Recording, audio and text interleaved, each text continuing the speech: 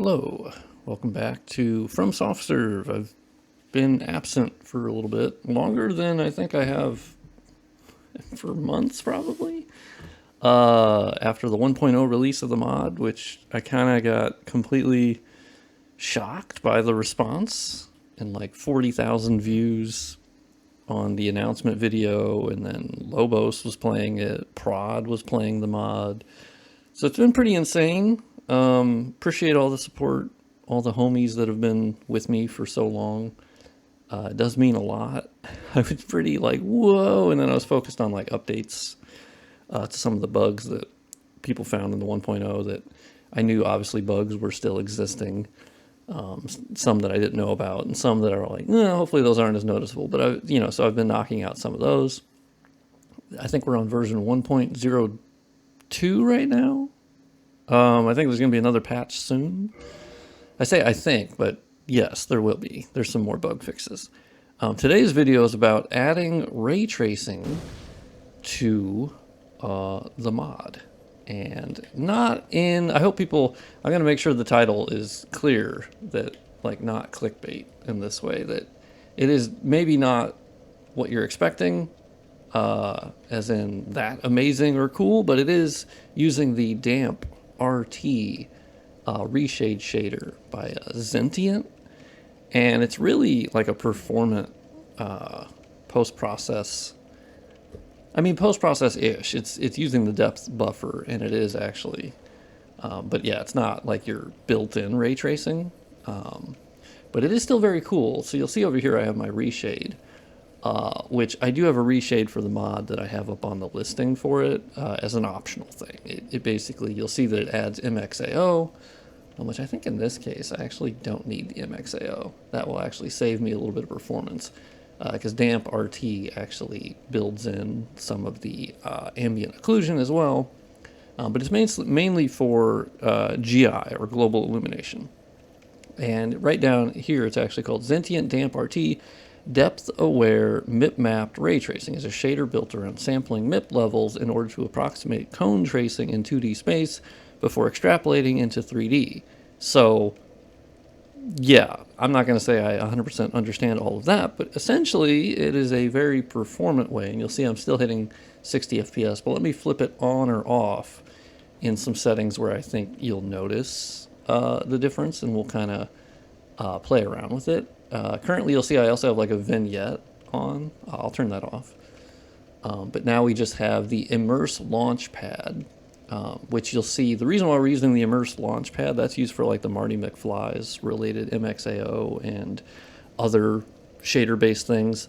It does motion vectors. And the reason why you need motion vectors specifically for this is that the RT, if you don't have the Launchpad, you'll see this sort of, the RT, that the rays bouncing around.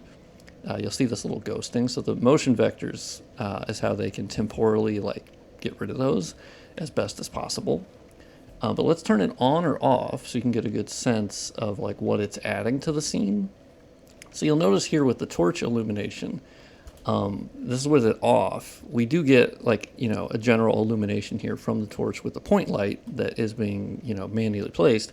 But when you turn on the RT, you're going to notice that it has a much more natural illumination right over here, hitting the wall. And I think it's colored, obviously, vastly more correctly to the actual torch illumination. So it's picking up on that and then sending it around the scene. And you'll even notice it does that to the bonfire. And so if you look at this crate here, by default, it is picking up some of the illumination. And you'll see how it sort of flickers on and off. But when we turn on the RT, there's now a much more accurate coloring to it, and it has more illumination to it. So it's really, that's the main goal of the RT, is it does actually shoot some rays around and tries to get an approximation of what the GI should be versus what the engine is actually putting out. And that's mostly because this lighting engine is pretty basic overall. Like the base DS1 lighting engine is not as complex as like DS2 and DS3, obviously. DS2 specifically is the one that added a lot of shadow casting to the engine. And that I have not been able to, replicate. But as you'll see, like on this wall, When you turn on the RT, you get a more natural bounce lighting that's actually happening on the walls here. And that is intentional. That is something that the engine itself is not really capable of doing. And so the problem with any sort of reshade based thing like this is it's hard to make sure it functions for every area in the game, because it's basically on or off. I can toggle the settings for it, but it's not based on where you're at in the game. So that's obviously why my preference is modifying the in-game settings and draw params, because you control those based upon which area the player is in, and you can do it on like a collision basis. And so it's just a lot more specific, and reshade is either for the entire game or it's not. There's no toggle based upon where the character is at. Maybe one day they'll build that in, because that obviously would be preferred. So you'll see inside here, when we turn on the RT, the player gets a little bit darker. But you'll also see that the geometry actually, when you turn on the RT, the geometry gets more of an effect from the player lantern.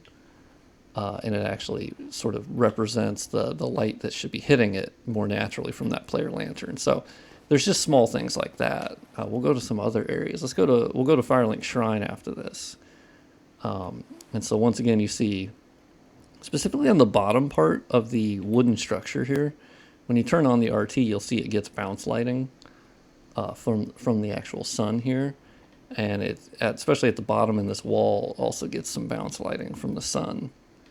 And then like around the edge of this arch or archway, you also get some bounce lighting. So it's something that I'm kind of playing around with, kind of having fun with.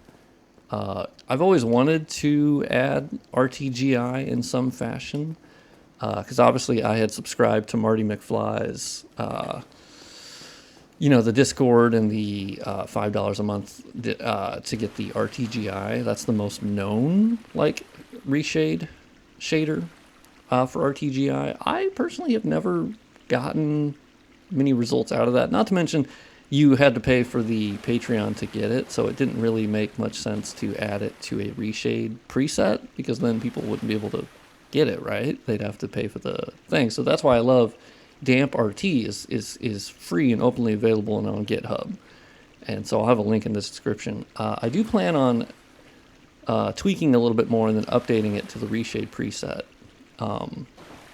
that is on the Dark Souls Re-Remastered mod page, so that people can just easily download the preset, and then it will download the files, and it will be pre-tuned for the Re-Remastered mod. Now, of course, if you ever want to tweak stuff and go into the actual settings for these, because it's going to be, I'm basing it on my monitor, and everyone's monitor is different for the most part, and so it's not going to be perfect.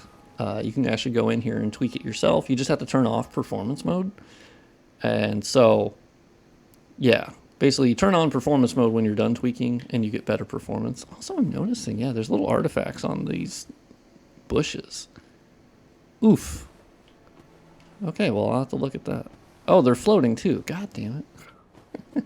The things I notice by making videos. You'll love to see it. So yeah, here's Firelink Shrine. This is an update that will be coming soon to the mod, as it looks different. This is regardless of the RT or not. This is actually, it's just more blue. Because I noticed I did a Prepare to Die edition comparison, and I noticed I was missing a little bit of blue.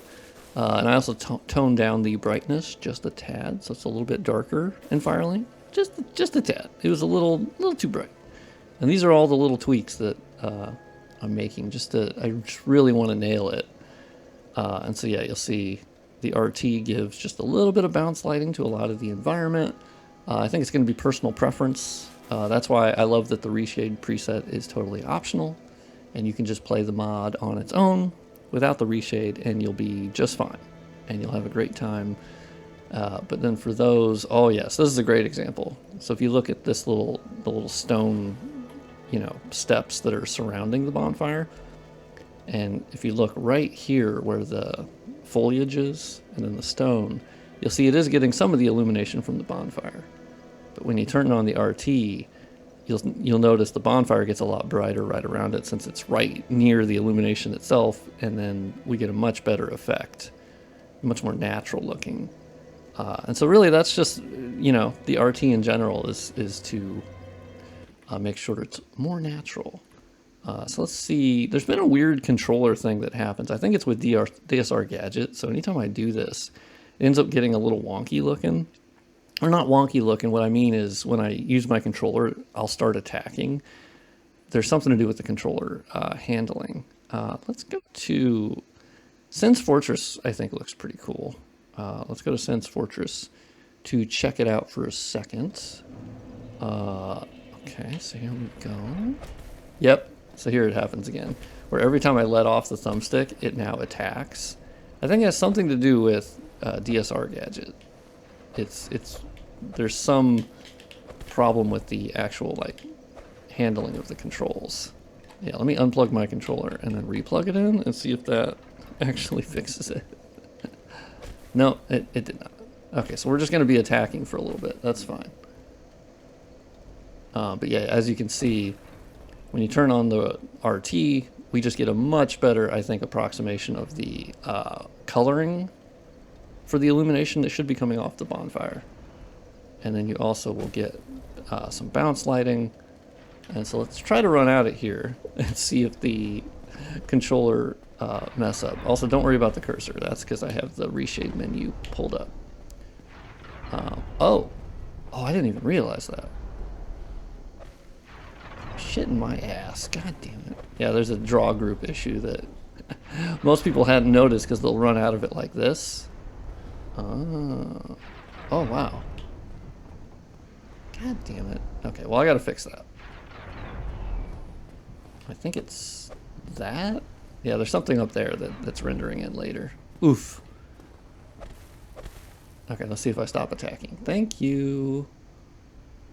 Yeah, Sen's Fortress benefits quite a bit because it's approximating from the sun. That you'll see when you turn on the RT, you just get a much better illumination. I'm going to say illumination 5 bajillion times in this fucking video. It's going to be so annoying, I'm sure. And a lot of punching now.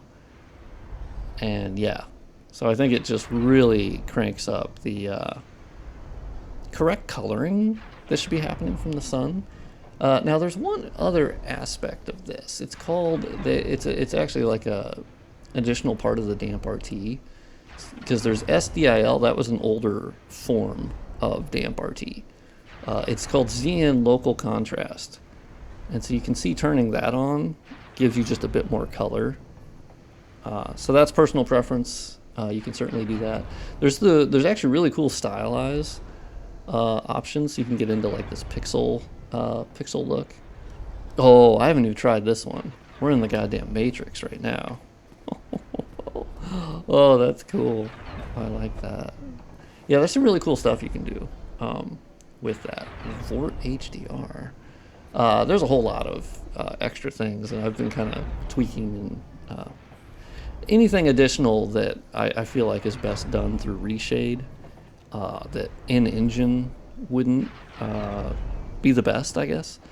As I want to have the base mod be very accurate to Prepare to Die.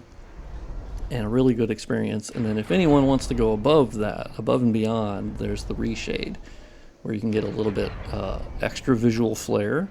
Oh yeah, this is a great example. So right now we have it off, and if you look over here on this wall, and you turn on the RT, there's just a much more natural, bounce lighting that's happening right here.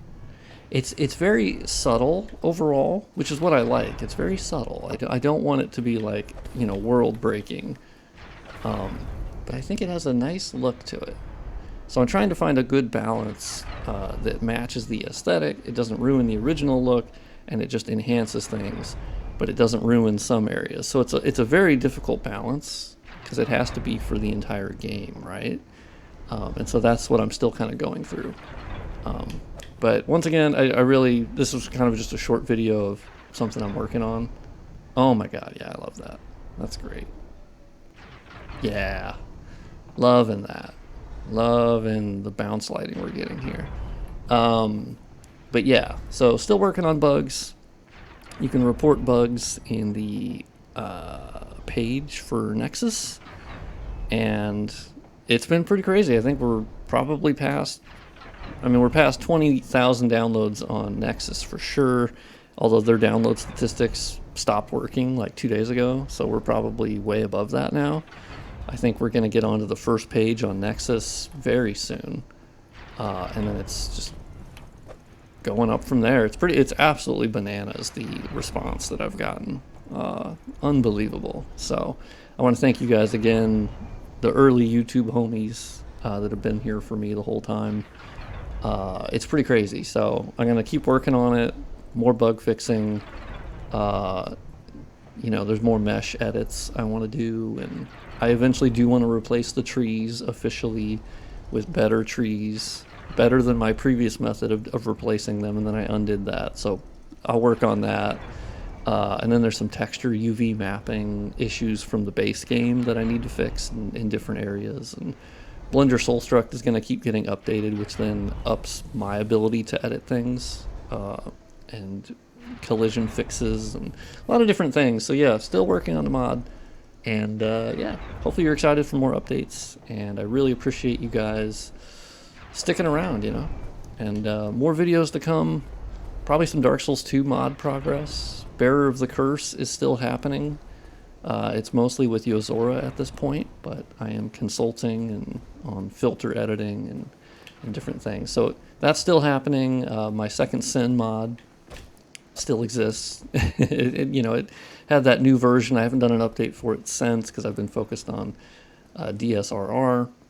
And then Trivia is coming back from her abroad trip, and that means the DS3 mod she was working on mostly, 99% her, 1% me. We will continue to work on that, and I'll post videos about that and progress on my Twitter. So if you want any of that, yeah, subscribe, like, comment. Have you played the mod yet, DSRR? Are you enjoying it? Have you found any fucking awful bugs? But yeah, let me know what you think. And yeah, I'll see you on the next video, guys.